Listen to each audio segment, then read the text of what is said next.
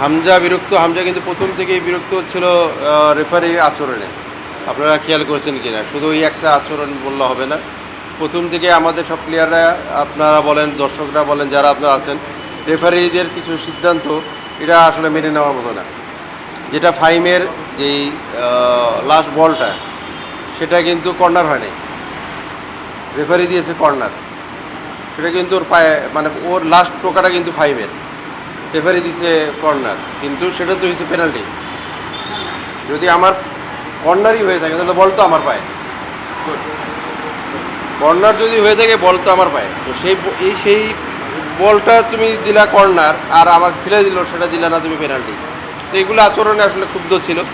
এবং আপনারা দেখবেন যে আমরা যখন ওই চেঞ্জিংয়ে গেছি, তার চেঞ্জিংয়ের আগে কিন্তু ওদের দুটো প্লেয়ার গেছি, মানে আমাদের দুটো প্লেয়ার আগে, ওখানে 4টা বোর্ড ছিল।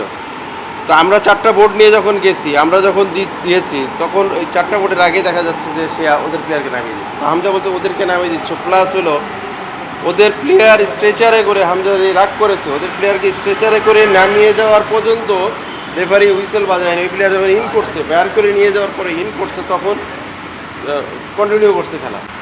অবশ্যই তো আমাদের এটার কমপ্লেনে থাকবে, আমরা অবশ্যই তো একটা সময় বার থাকে দেওয়ার জন্য।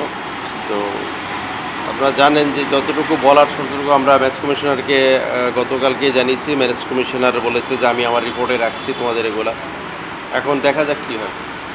আছে লিখিত সিস্টেমের অভিযোগ আছে, সেগুলার তো আছে, সেগুলো আসলে আমাদের বোর্ড ডিসিশন নেবে সেই লিখিত অবজেকশনগুলো। তো আমরা যাব এখন, যে ফেডারেশনে যাচ্ছি, বিভিন্ন ব্যাপার নিয়ে আলোচনা আছে, ওখানে যাব। ভোর 4টার সময় সমিত আর হামজা একই ফ্লাইটে ওরা গিয়েছে, হলো টার্কিশ এয়ারওয়েজের। ওদের ফ্লাইটটা ছিল 6:40-এ। সেটাতে সে চলে যাওয়ার পরে পরবর্তীতে আমাদের হেড কোচ জাভিয়ার ক্যাবরেরা, উনিও গেছেন হলো 8টার ফ্লাইটে। তো এরা তো বাইরে চলে গেছে। ফামিদুল আছে, ফামিদুল হয়তো কয়টা দিন থাকবে তার ফেনীতে। এই আর বাদ বাকি প্লেয়াররা সবাই তো যে যার মতো পাঠা যাচ্ছে। এখন তো আসলে আমাদের লিগের খেলাও নাই, আমাদের উইন্ডো ওপেন হয়ে গেছে নেক্সট সিজনের জন্য। সত্যি বলতে কি, যে খেলা শুরুর আগে আমাদের যে এরকম ক্রাউড, 20,000-এর বেশি দর্শক, আমার মনে হয় খেলা শুরুর আগে, মানে ওয়ার্ম আপ হওয়ার আগেও ভরে যাওয়া গ্যালারি, এটা খুব কম সময়ে আমরা উপলব্ধি করেছি। এবং বর্তমান সময়ে যারা খেলোয়াড় আছে তারাও দেখেনি। তো এটা দেখে খুব অভিভূত ছিল। এবং কি প্লেয়ারদের মধ্যে একটা ছিল কিছু করে দেখাবার জন্য, যে আমরা খুব শুরুতেই করে ফেলব। তো তারপরে যেহেতু খেলা শুরু হয়েছে, আপনারা দেখবেন যে একদম ডাইং মোমেন্টে, হাফ টাইমের শেষ সময় যে আমরা গোলটা রিসিভ করেছি।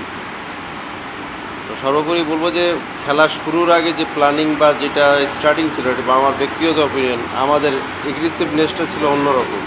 হ্যাঁ, স্টার্টিংটাই হয়েছে যে রাকিবের সাথে একটা ওদের প্লেয়ারের সাথে ক্ল্যাশে খেলাটা স্টপ হয়ে যায়।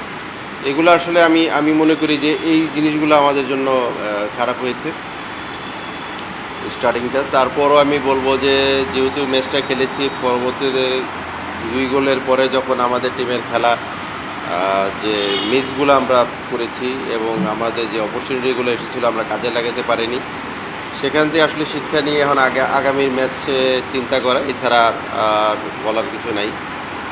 স্বভাবতই একটা টিমের রেজাল্ট, জিতা আর হারা দুটার মধ্যে পার্থক্য থাকে। সেখানে যখন আমরা টিম লস করে, যখন মাঠ থেকে আসলে অনেকে ড্রেসিং রুম পর্যন্ত যেতে পারতেছিল না, পরবর্তীতে কিন্তু হামজা সবাইকে এনকারেজ করছে যে চলো আমরা নেক্সট ম্যাচের জন্য করব। আমরাও সবাইকে বলতেছিলাম, তো নিয়ে গেলাম। ড্রেসিং রুমটা হচ্ছিল খুব এতে, যে কোচ গেছিল অনেক আফটার ম্যাচ যে প্রেস কনফারেন্স থাকে, ওখানে গেল। ওখান থেকে ফিরে এসে কোচ যখন আসছে, তখন মানে রুমটা পুরো নীরবতার মতন কাজ করছিল। কোচ বললো যে দেখো, এখন যা হওয়ার আমরা এখন পেয়েছি, আমাদের নেক্সট অ্যাসাইনমেন্ট, যেহেতু ইন্ডিয়ার ম্যাচটি ইন্ডিয়া হেরেছে, এখন পরবর্তী ম্যাচে যদি আমরা জিততে পারি, আমাদেরও 4 পয়েন্ট হবে, এবং এই জিতার জন্য এখন প্ল্যানিং করতে হবে। এগুলো নিয়ে কথা বলেই শেষ করছি।